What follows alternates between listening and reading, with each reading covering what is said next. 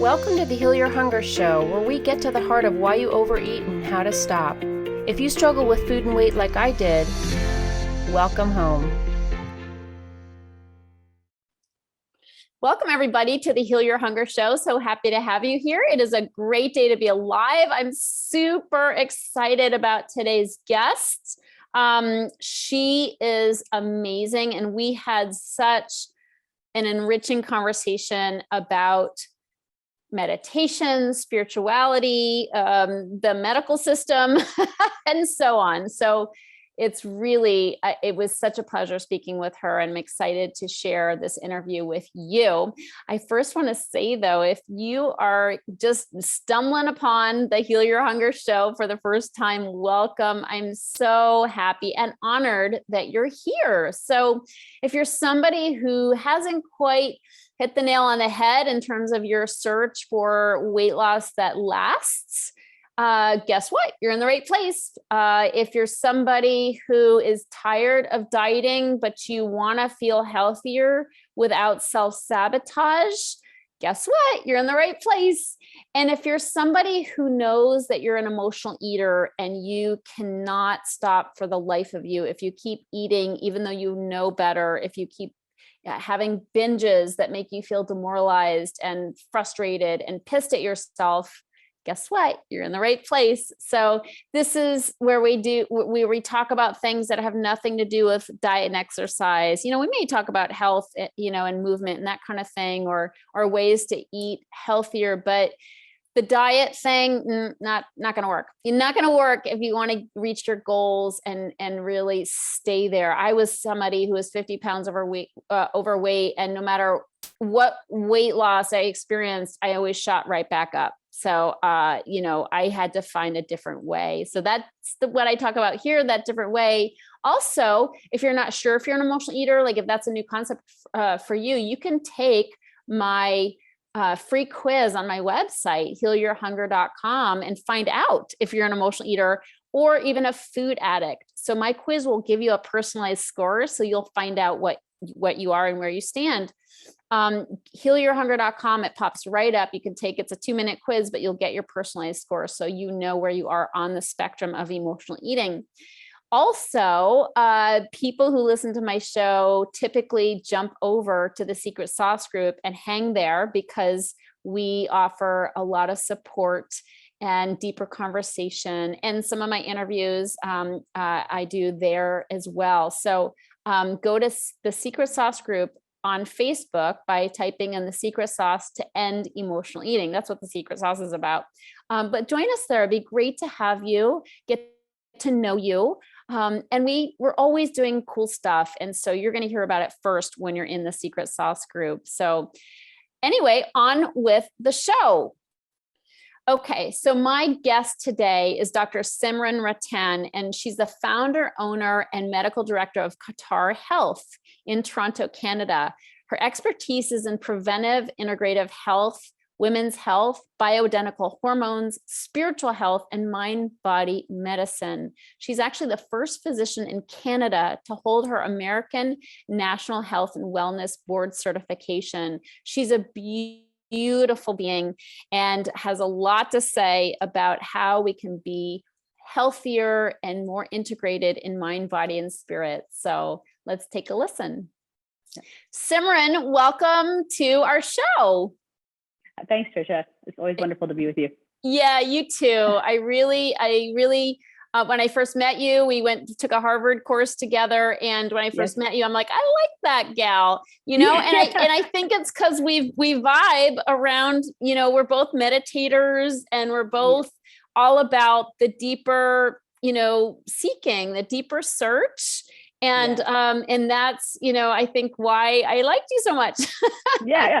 Well, and this is energy, right? That you have when you just meet people, this vibration that just connects. So I definitely think we resonated there. Yep. And I don't think everybody in that course was on that wavelength.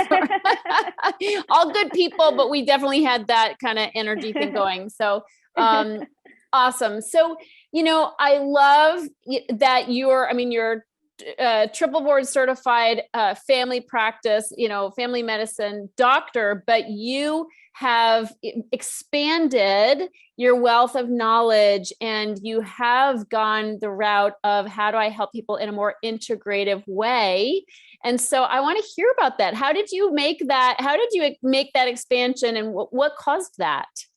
Yeah, my story actually started really young. So when I was really young, I was a lot of generations of my family have meditated, and that was really a trigger for me to understand people at a spirit level. So what I was learning when I was younger was that there's this deeper connection within that we all have. And, as I went through high school, all my friends would know that I would be talking about some spiritual stuff and this and that. And then I met my meditation teacher, who was my grandfather's really good friend.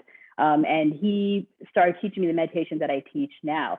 And when I did that, there was a story as a child that I heard about that was actually from someone who was very, very near and dear to me specifically, which is Guru Nanak Dev Ji, who had a story about the mind and the body and the spirit, and that a true physician or a true doctor heals in body, mind, and spirit.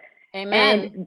And as a kid, I was like, oh, I want to be that, right? And so but then as I learned meditation, I was like, there is this deeper part. I was always curious because my family would talk about all these different things about spiritual health and spirituality and how to connect. And so then I said, okay, I'm going to go into medicine. And I tell my mom I'm going to be a doctor that does body, mind, and spirit.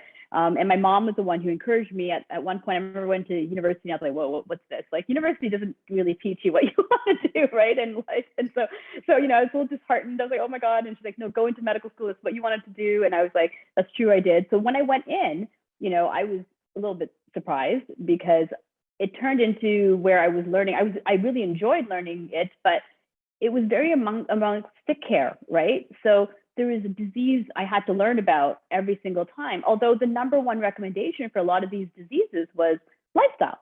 Right. And I was like, oh, okay. But then I never got taught what that meant. I never got taught what nutrition meant. I never got taught what, I got taught, obviously, like diabetes, you have certain things that you have to watch out for, but that was only if I seeked it out, which is what I did when I was on one of my endocrinology rotations in Toronto. The endocrinologist there told me I should go to the diabetic type of dietitian thing. Oh boy, let's just put it that way, right? Knowing what I know now and what I had seen then, we were really far off at that time, right? In understanding diet. And so when I went into that, I saw that, there was like this, I didn't know what it was, and I would just learn it, but I was interested because I hadn't even know anything about the body at all. So I enjoyed learning about diseases. It's not that I didn't, because then I also wanted to figure out how to help people if they have diseases. So then, of course, I went into a disease-oriented world and started practicing medicine. When I started practicing medicine, people would come to me and they tell me they didn't feel good. And here's the problem that I hit. It was like, I'd see the labs and they're all normal. Right. And I was like, but I can clearly see that something's not right. Right. But I couldn't, because the evidence on my paper was showing that it's normal. So, maybe it's your mental health, or maybe you just need to exercise. What that meant to people, I didn't know how to break it down. That was the problem. How do I break down what exercise means? How do I break down step by step in a formula that would help people to eat better, right? To exercise better. I didn't know any of that. So, I had my first child, and I experienced that for myself when I was speaking to my physician about, I think there's something going on with my kid, right? And they're like, no, I think she's really big, is what I said, right? Because I was a tiny person, and they're like, no, you're fine. It's just normal. So I keep hearing this, everything's normal all the time. And I'm like, okay, I'm just being silly. It's my first kid. She's not that big. I'm just small. But she actually ended up being 9 pounds. I did have her normal, but it was a disaster. Like, let's just put it that way. Right? So it changed my whole idea after I had her. I actually hemorrhaged, and nobody listened to me even after that. Wow. Yeah, it's a pretty traumatic story in some ways, but nobody listened to me. I kept saying, am I supposed to bleed this much? And I'm a doctor, right? So you wonder, I think about, I'm a doctor asking, telling the nurses, telling the people. And what I realized, it's not my colleague's fault. It's not my nurse's fault. What happened was they lost meaning, is what I think, right? They became on autopilot. It was a normal automatic. I've been in that role. I'm totally guilty of that. in the past, right? It's like I go into an automatic role of having to see the patient in a certain way, and this is yes, yes, yes, yes. Like, and you just get into this really like automatic role, right? Autopilot. That's the word. Autopilot. Yep. Yeah. Right. So I'd be on this autopilot, and when it happened to me, I was like, oh, shoot. Yeah, you're on the receiving Right? end of this. And I was like, huh. And I go, what happened? When did I ever lose my path? Like, when did I lose my path of, I went into medicine to experience meaning and to help others experience meaning in their life, in body, mind, and spirit, not just in the body, not just in the mind, but in the deeper core of who they are. And how did I lose that? A little, right? Yep. And I say a little because I know I didn't do it as bad as I probably I could have, right? So because I caught myself before. But then I went into integrative medicine. That's when I started seeking out integrative medicine. And when I started seeking out integrative medicine, I was like, oh my God, I found my people. Right? Beautiful. So I went to the Andrew Weil Center of Integrative Medicine that time, and I did my fellowship there, and then I did my boards, and when I met everyone there, I was like, oh my God, I found my people. These are the people who are looking at promoting health, at optimizing health, at creating that lifestyle portion that they told me. I tell people, yeah, go back and eat properly. I never explained to them what eat properly was. I was so guilty of that, right? Because I never trained that way. Yes. So that's kind of where I went into all that. And then I went into the spiritual health part. Specifically, my interest was in spiritual health. And what I mean by spiritual health, it could mean religion for people. It may not for others. It's how do they experience meaning? How are they connecting to the things? How do they find those pathways, whether it's understanding their integrity with their self. I just recently completed the map of meaning with Lanny Morris and Marioline. Oh my God, don't kill me for saying her name wrong. Don't kill me, Lanny, if she ever sees it for her name, but it's Mario Lee, right? Online. And so they actually created the map of meaning, specifically Mario Lee did, and I did a training with them, and it was a really great way now, and I'm learning to kind of put that into my practice where I help people to experience meaning and have a human experience and a health experience that is also meaningful to them. So creating relationships that matter as well. I know it's a big introduction, I know. I love it though. It's all 100% pertinent to this conversation and to what, the Heal Your Hunger message is about, which is about going deeper to heal emotional eating and really looking so much about lifestyle, so much about reducing stress and, getting more emotionally balanced, more emotionally in tune. And that's why meditation is such an important part of that. So let's, thank you for sharing all of that, because I think also so many people do, turn to doctors when they don't feel well. And if the numbers, on the paper point to health, but somebody doesn't feel well, that is such a frustrating experience if the doctor doesn't hear you, doesn't hear you. It can be so degrading and demoralizing and just frustrating. You're like, okay, doc says I'm fine, but that does not mesh with how I feel. There has to be something else. So, right. And that's what happened with me. Like personally, I was like, after having kids, I started feeling really tired, exhausted. And I thought I was just being a mom. And that's when I opened up the world of hormones, where I said, oh my God, there's a hormonal balance. And I actually, one of the jobs that I was working at, the person there, he really directed me into learning about hormones. So I was really grateful for that. And I learned a lot about hormones, and the person I met to learn hormones from was amazing. So it's kind of like, it's true, right? Sometimes discoveries happen. Most discoveries happen because you've experienced it yourself, right? Yes. And it changed my whole approach to care. Absolutely. Okay. So this is really, again, so fun talking to you. So let's talk about kind of how your journey took you to meditation, why meditation is important to you personally, and then we can talk about why it's so darn good for anybody who does it. Yeah, absolutely. Yeah. So meditation, I mean, for me, like I said, I grew up in generations of families who meditated, and it was, I tried all sorts of different meditations. And the reason why I say that is because my dad had a library full of books of different meditations and all sorts of things. And so I used to pick those books up and read them. And it was only when my grandfather's friend came to visit us that he taught us the meditation that I teach now, which is called Vibrant Celestial Meditation. And the reason say it again, vibrant celestial meditation. Okay. Yeah, meditation, or VCM for short is what we call it, right? So the meditation is what I found it did for me, and I think that I wouldn't even be able to go through medical school if I didn't have it. Was it really helped me to not just center myself, but actually have an anchor. So what it really taught me was that everybody has different ways of connecting or so you have to find the right meditation for you. And so what I tend to do is always make sure that people are aligned with their values and their beliefs. And so this meditation that I teach is actually more about connecting to a universal, creative, intelligent life force, right? A life force that that connects everything and sustains everything. It lives within us. It lives outside of us. It's formless. It's, without any color. It's an exact, like a life force, I guess you could say, right? So now people, like I say, people to me, oh, is that religious? I'm like, it's not religious. If you actually think of where meditation came from, and people probably don't realize this, or maybe they do, is that it comes from the ancient scriptures, right?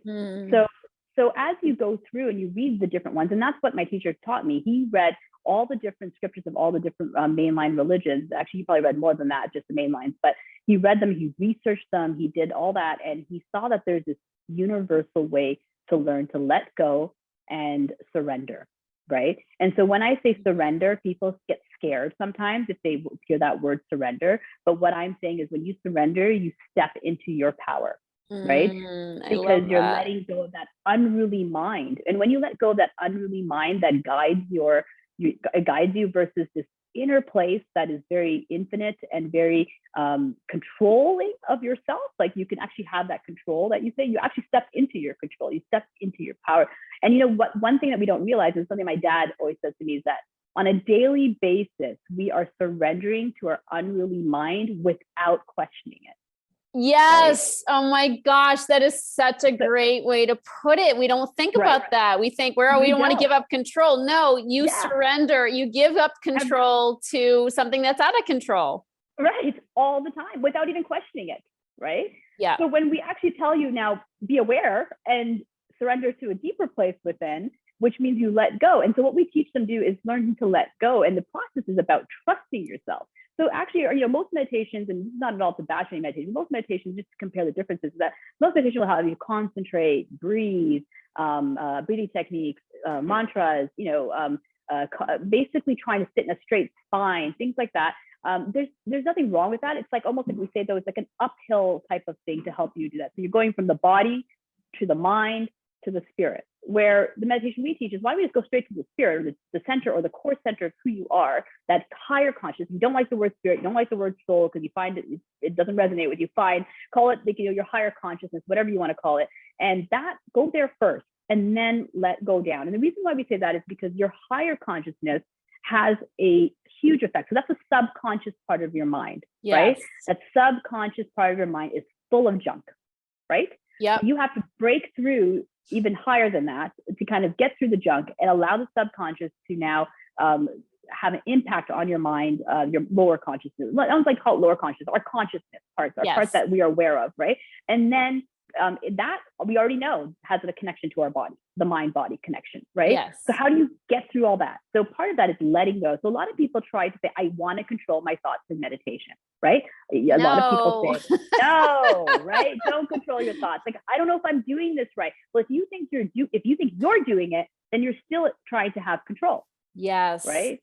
So we teach them how to let go of that control and surrender to this universal life force that's within you, this trusted place that's actually within you, and learning to trust the process no matter what. Why do we want to do that? Well, here are some of the benefits that happen with that, right? So when you learn to let go and trust the process, you will actually learn to trigger that relaxation response in your, right?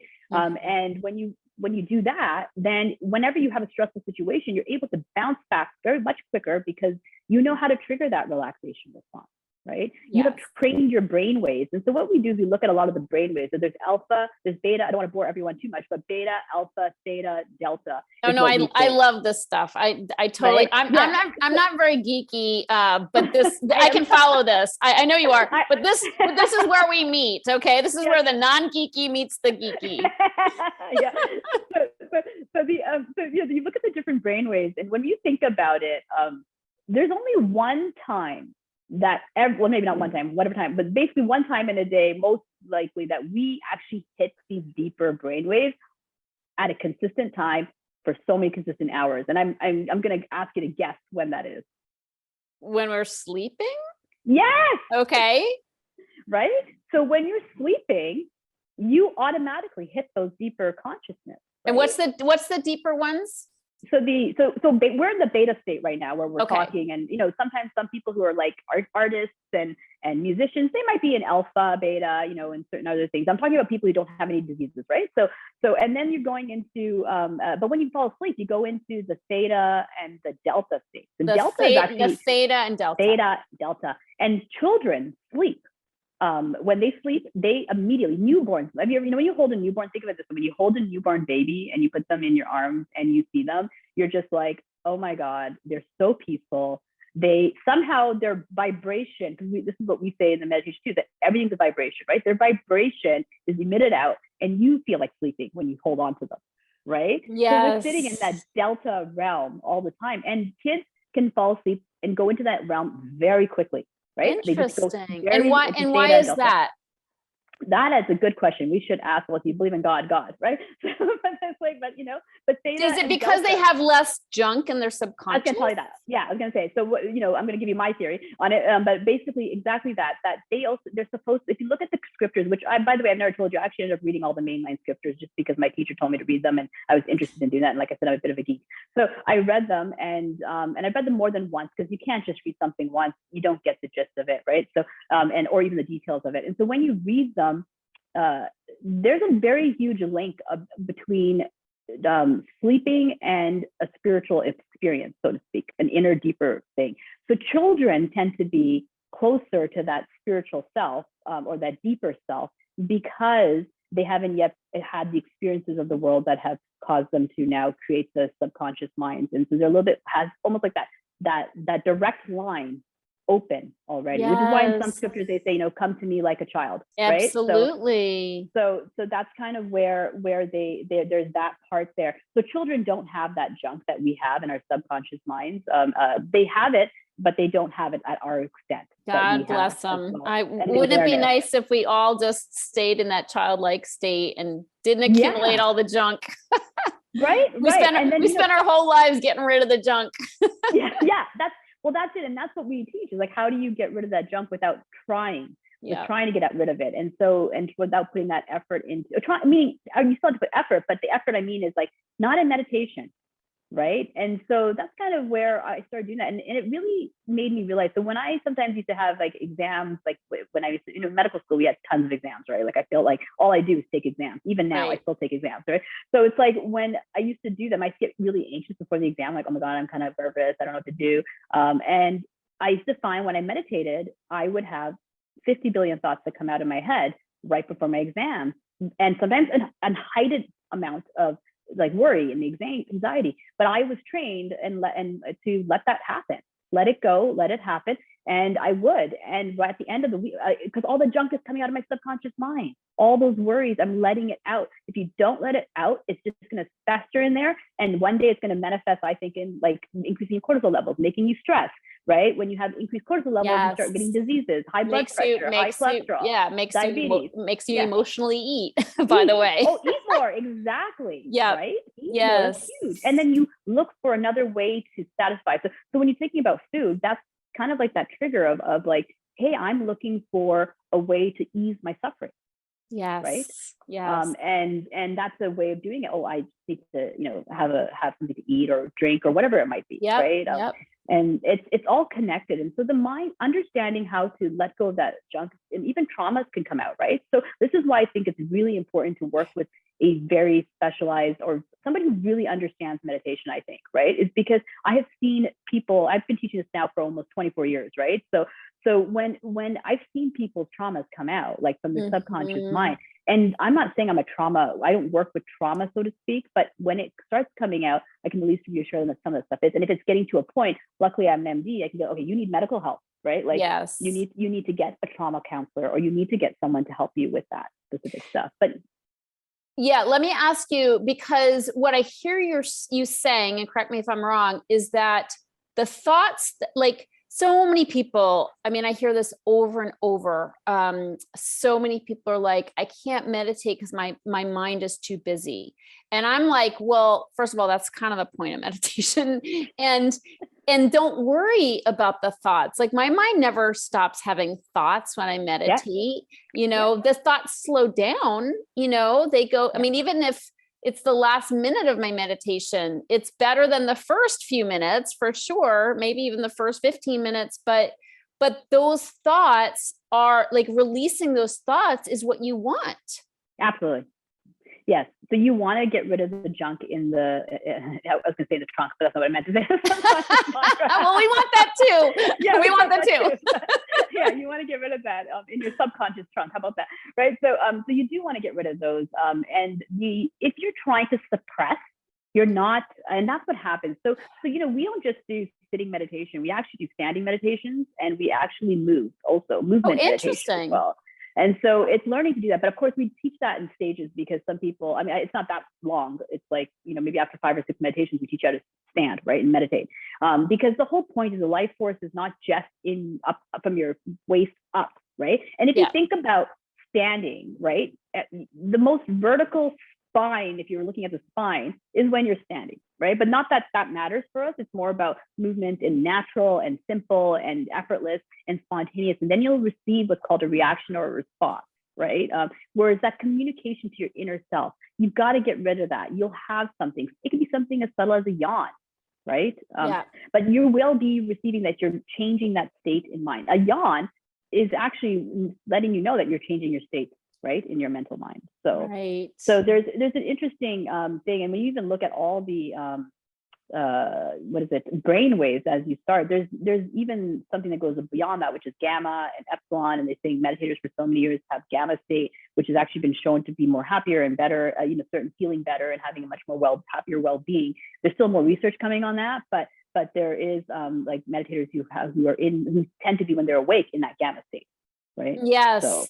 Let me ask you, because again, I don't come at this scientifically. It's just, I've been meditating for over 30 years, daily, twice a day. It's I do like a TM version, but basically you'll like my meditation. Sorry to interrupt you. You'll like the meditation then. If you the person who taught me, he was in Malaysia, one of the people who worked, the Maharishi, Maharishi, and my grandfather and my meditation teacher, my grandfather's best friend at the time. It still is, but he's not alive anymore. But they actually knew each other, all three of them. Oh, wow! So when Maharishi came to Malaysia, he did. He used to teach. So my grandfather's friend learned that, and that's actually where it got him triggered and realized there's something that he thought was missing, and that's when he went into doing some of this. And so how is well, I'll finish that thought. How is it different? I'm curious. So there's so in TM, there's a little bit more like kind of like there's some breathing, there's some concentration, there's a secret mantra, right? Which is not, there's no secret. Like my teacher, there's no secret. Like the mantra is not a secret, right? That always kind of seemed like a marketing gimmick to me. So I don't know if the funny thing is, I mean, my mom has a picture of her when a kid sitting on Maharishi's lap, actually. Oh, wow. And so, I don't know, sometimes I think things get diluted. So I don't know. I can't comment on what is said at the time. But what I do know is, at least from the people that I know who taught me, was that, they stayed good friends after. So even though they went to a different meditation and started doing his meditation and all that stuff, they were really good friends. Well, it would be very unspiritual to end a friendship because you have different versions of meditation. Right. But it happens now, right? It's so silly. It's like mine it's like becomes a different weird thing, right? Yeah. Like, but I mean, So the secret mantra was, I think, because I don't know what it was, but the whole point was, my teacher told me that, like, the life force and the universal creative intelligent life force, whether you call that God or whatever you call it, right? I don't care what you call it, right? It's up to you and your personal experience with it, right? Is that it is not a secret. Let's put it that way, right? Yes. And you can use anything to, you know, honor it by honoring yourself, right? And that true teacher is actually within you. And that's what I was taught. Right? And I love that. And I was taught I didn't get a mantra from the TM people center here in Los Angeles until about 25, maybe 23 years into my meditation practice. I was taught from someone who learned TM. So I created my own, you know, I would like change up my mantra here and there. It's like whatever. And I tell people now it's whatever feels soothing and comforting to you. Right. And you don't want to concentrate on it. You just want to use it as kind of a way to be guided back, you know, into focus. And and I think so the difference you were asking me, sorry, was that the meditation starts when you stop chanting. Because what we say is that when you're chanting, you're still doing something. So you're still involved. And your mind is focused. Yeah. And then you're doing, and so like the whole point is to do, they're like, well, so what, you know, do you not believe in mindfulness? No, I didn't say that. I said that, you know, mindfulness happens as you start. And sometimes you are walking, you may want to be mindful, right? Like there is different stages of consciousness. You're not going to be, when you're sleeping, you're not going to be able to be mindful in your sleep, so to speak. But but when you learn to surrender and let go, and you go into that kind of like sleepful states, and that's kind of what I was saying, when you try to fall asleep and you hit those deeper brainwaves, you don't try to do anything when you fall asleep. You just put your head on the pillow. You trust that you're going to wake up at the end of the hours. And so that's how the meditation kind of follows a similar pattern, that if you fall asleep in the meditation, as and in beginners a lot of times do, even advanced sometimes we still fall asleep, right? That's okay. Yes. So it kind of just means you're tired. No, or you needed to, sometimes more junk I find sometimes comes out. So you could be in those quick things, and I find that right after you're not fully asleep, you kind of still know what's going on, right? Around you, but you are in those sleep, and you need to let that junk come out. Right. You know, this is so great. It sounds like it's very similar what I do, because I think I don't really do the TM directly all the way, and what I've always called meditation, or what I've referred to my mentor, I'd tell him I'm going under. I say I'm going under, because that's when the meditation really feels good. I feel like I didn't sleep and I wasn't awake. I was just in another state, and it feels like going under, like I'm somewhere, right? And it's in that surrendered place. So I'm definitely not thinking of a mantra either. I'm just in that peaceful place. Absolutely. And so what I was going to say earlier is that I have trouble articulating this to people, I think, but I totally am getting from what you're saying is what I believe is that the meditation itself, yes, it lowers your stress. Yes, it helps you feel emotionally balanced. There's no question in my mind. I eat less because I meditate. Like I always tell people, this is totally non-empirical, but if you meditate in the afternoon before dinner, you will eat at least 200 calories less. Like I just feel like, because you're not spinning anymore, and you're not stress eating. You're not trying to eat to calm down. You've already calmed down through your meditation. So you're just on a better, equal playing field with food. But I really believe, that so much of the healing that I've experienced, and I had trauma in my past, and, just stuff, I got junk early, and I really think, besides the work that I've done, the healing work that I've done, the meditation has healed me. It has healed my subconscious. It has healed me, and it's a cumulative effect. And it's so hard to explain how that is, but it's not only helping A through E, but there's a whole nother level that just happens as you effectively and consistently meditate. Yeah. I think a good way, I think the way I look at it too, is that because we're getting into this, we got to think about whether you believe in one life, many lives, or whatever it is you believe in, right?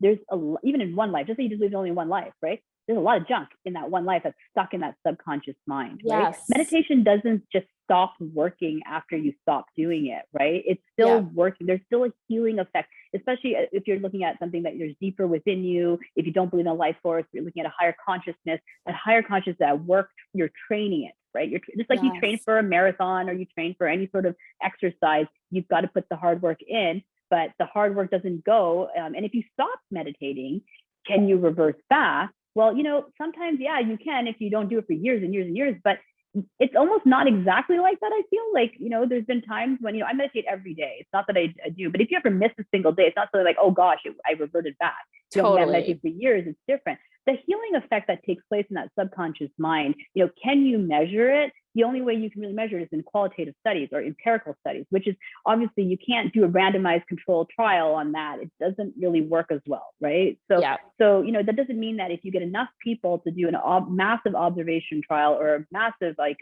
you could actually have good valid information or in studies with that. So the healing effects, just personally for me, I think it also works on self-esteem. When I think back when I was younger, and I think this applies a lot even with food, right? Like a lot of it may be coming to self-esteem issues as well sometimes, right? And I don't know what it is about us women, but we have these like self-esteem issues that we shouldn't be having, but I think we should have it. We just have them, right? I know, it's so sad. It's like when I think when I was younger to where I am now, and the only reason why is because I had this deeper place of faith within me that I kept trying to heal that part of you that thinks that you are love and you are lovable, people love you, and that you love yourself, right? So, and then I realized the problem was you're thinking people should love you. No, you need to love you.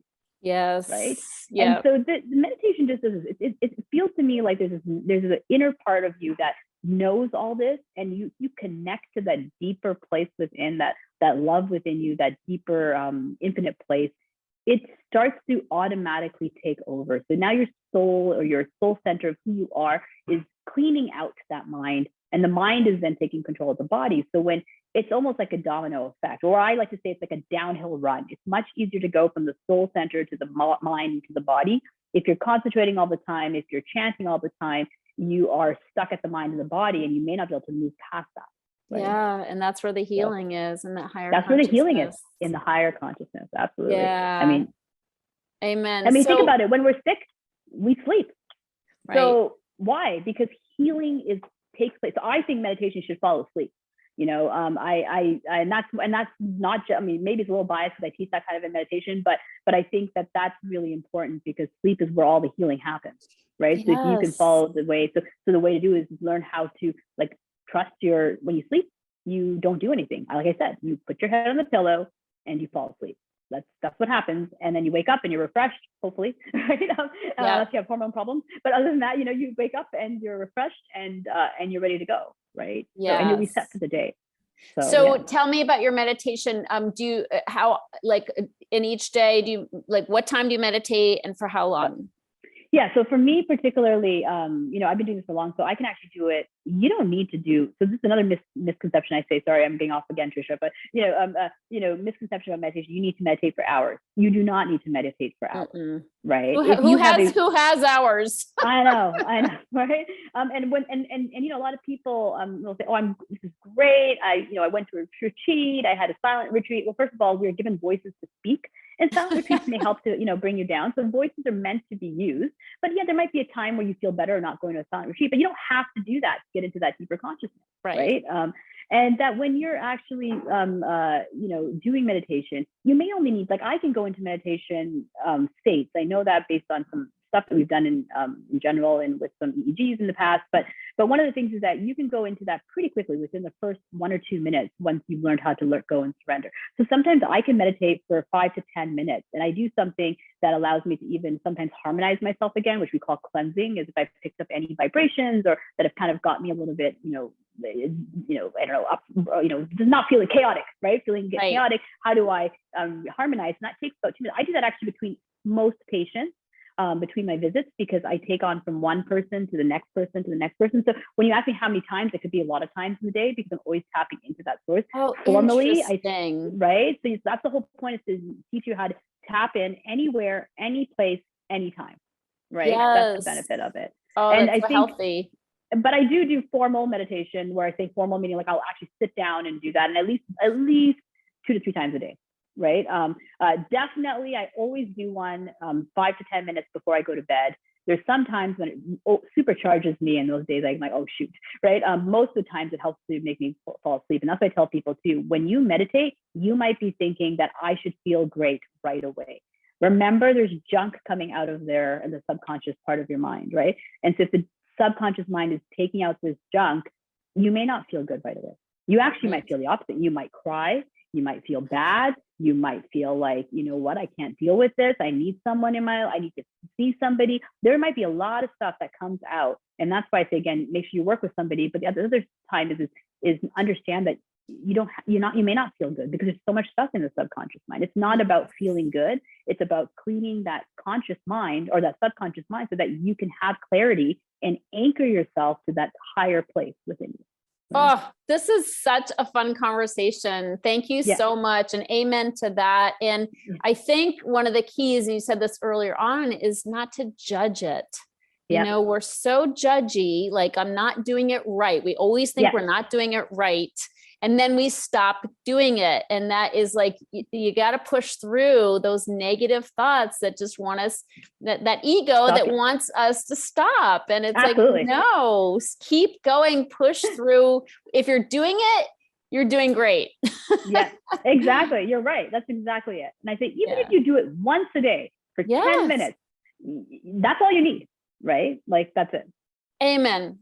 Awesome. Well, this has been so much fun. I'm so glad we did this. For people who want to get a hold of you, you can go, why don't you go ahead and tell them I'm going to say it's Qatar Health, but you can go ahead and spell that for them. Yeah, so Qatar Health.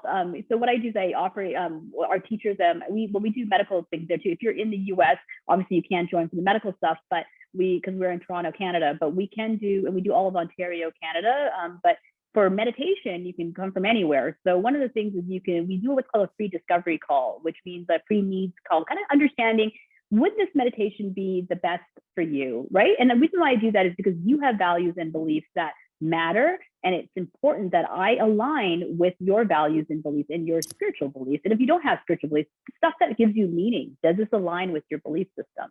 If it does, then this is the right meditation for you. So I do a free call of that, whether it's with me or one of the other senior meditation, all our meditation teachers. Let me slow down there, Tricia. I know I speak very fast. All my meditation teachers have been doing this for over 15 years. So you're not having like people who just learned how to meditate. And so they are very well done. You can go to qatarhealth.com. That's KARTAR health.com, and call the phone number if you're looking for meditation, because the online button right now is for medical purposes. But if you're looking for just to meditate, call the phone number and we can set up, or send us an email at clinic@qatarhealth.com. So that's KARTARHEALTH.com. Beautiful. And we'll put that in the show notes as well. So I have one last question for you, Simran. This is what I ask all my beautiful guests on the Heal Your Hunger show. And because it's the Heal Your Hunger show, my question is, what is your deepest hunger? It's going to sound funny, but my deepest hunger is to become one with God, I guess.